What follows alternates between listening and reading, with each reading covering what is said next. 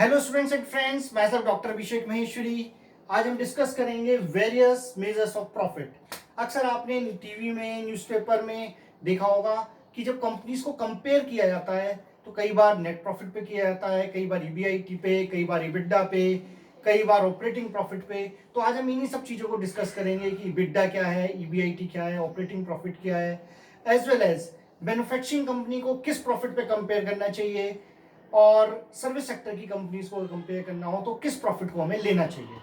तो सबसे पहले इन सब चीजों को समझने से पहले हमें समझना पड़ेगा एक कंपनी की इनकम स्टेटमेंट को, क्योंकि सारे प्रॉफिट्स वहीं से निकल के आते हैं। ये तो let's start. Suppose this is the income statement. तो सबसे पहले आता है revenue from operations. Revenue from operation मतलब कि एक कंपनी का जो बिजनेस है, जो उससे उसको कितनी सेल्स हुई है, चाहे वो मैन्युफैक्चरिंग कंपनी हो चाहे वो सर्विस सेक्टर की कंपनी हो। इसमें से माइनस करते हैं कॉस्ट ऑफ गुड सोल्ड, कि जो हमने सेल किया इसको बनाने की लागत क्या थी। इसमें से इसको माइनस करते हैं तो आता है हमारा gross profit. Gross profit is the difference between revenue from operations and cost.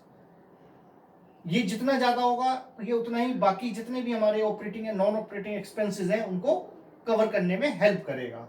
इसमें से फिर हम माइनस करते हैं ऑफिस एंड एडमिनिस्ट्रेटिव एक्सपेंसेस और सेल्स एंड डिस्ट्रीब्यूशन एक्सपेंसेस, यानी ये दोनों हो गए हमारे ऑपरेटिंग एक्सपेंसेस।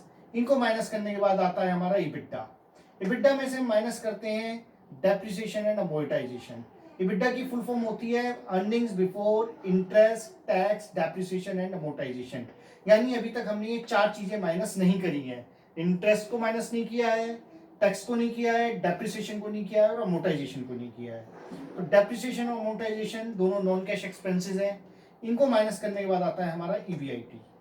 ईबीआईटी में से हम माइनस करते हैं ईबीआईटी यानी earnings before interest and tax. इसमें से माइनस करते हैं इंटरेस्ट ऑन लोन या डिबेंचर कोई कंपनी ने ले रखा है तो उसको। इसको माइनस करने के बाद आता है प्रॉफिट बिफोर टैक्स।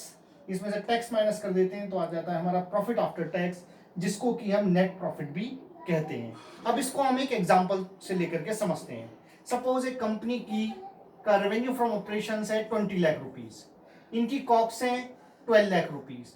तो 20 में से 12 गए तो ग्रॉस प्रॉफिट आ गया हमारा 8 lakh rupees. And office expenditure है कंपनी के 1 लाख, सेल्स एंड डिस्ट्रीब्यूशन है 2 लाख, तो इबिडा आ गया कंपनी का 5 लाख रुपीज। इस इबिडा में से हमने डेप्रिसिएशन माइनस किया, सपोज 1.5 लाख, और अमोर्टाइजेशन है 0.5 लाख, तो ईबीआईटी आ गया हमारा 3 लाख। 3 लाख में से सपोज कंपनी का इंटरेस्ट ऑन लोन आता है 1 लाख रुपीज, तो प्रॉफिट आफ्टर टैक्स आ गया 2 लाख।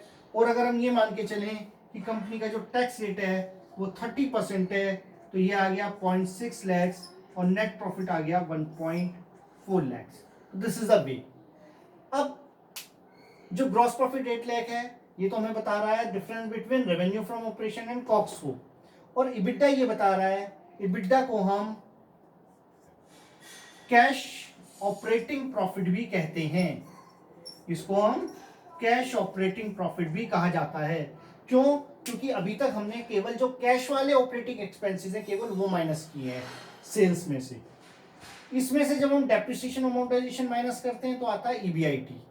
ईबीआईटी को हम ऑपरेटिंग प्रॉफिट कहते हैं, क्योंकि यहां तक आते आते हमने जितने भी ऑपरेटिंग एक्सपेंसेस हैं वो माइनस कर दिए हैं। Then interest is a non operating expenses, PBT, और टैक्स माइनस करके आ गया हमारा नेट प्रॉफिट, जिसको कि बॉटम लाइन भी कहा जाता है। अब बात आती है कि हम बहुत सारी कंपनीज को इबिडा पे क्यों कंपेयर करते हैं।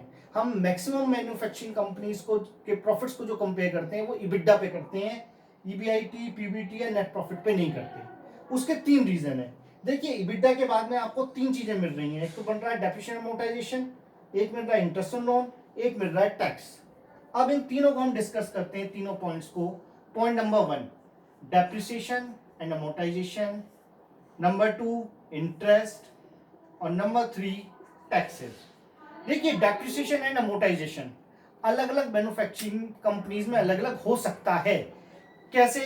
सपोज कुछ मैन्युफैक्चरिंग कंपनी ऐसी हैं जो कि काफी पुरानी है, तो जो पुरानी कंपनीज हैं हो सकता है उनकी जो मैक्सिमम जो फिक्स्ड एसेट्स हैं वो ऑलरेडी डेप्रिशिएटेड हो चुकी हो, तो उनका ये डेप्रिसिएशन का खर्चा काफी कम हो चुका होगा, बजाय उनके की जो नई कंपनी स्टार्ट हुई है जिनके पास हैवी कैपिटल इंटेंसिव मशीन्स हैं, तो उनका डेप्रिसिएशन और अमोर्टाइजेशन का एक्सपेंडिचर ज्यादा होगा।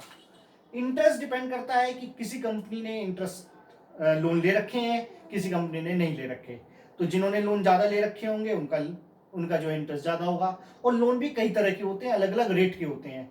कुछ लोन्स पे इंटरेस्ट ज़्यादा देना होता है, कुछ पे कम देना होता है।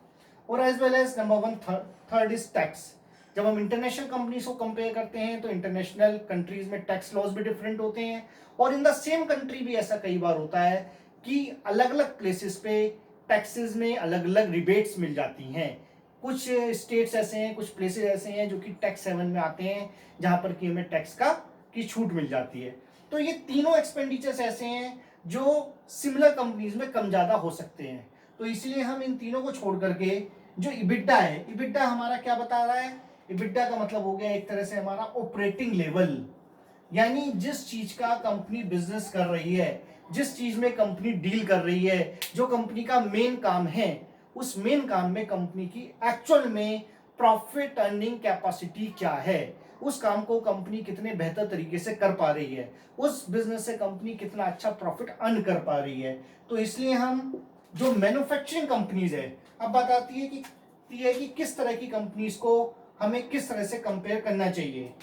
तो देखिए, जो मैन्युफैक्चरिंग कंपनी है, यानी जिन कंपनीज के अंदर फिक्स एसेट्स बहुत ज़्यादा होती हैं, तो जैसा हमने डिस्कस किया, फिक्स एसेट ज़्यादा होने की वजह से उनके डेप्रिसिएशन अमोर्टाइजेशन में डिफरेंस आ सकता है।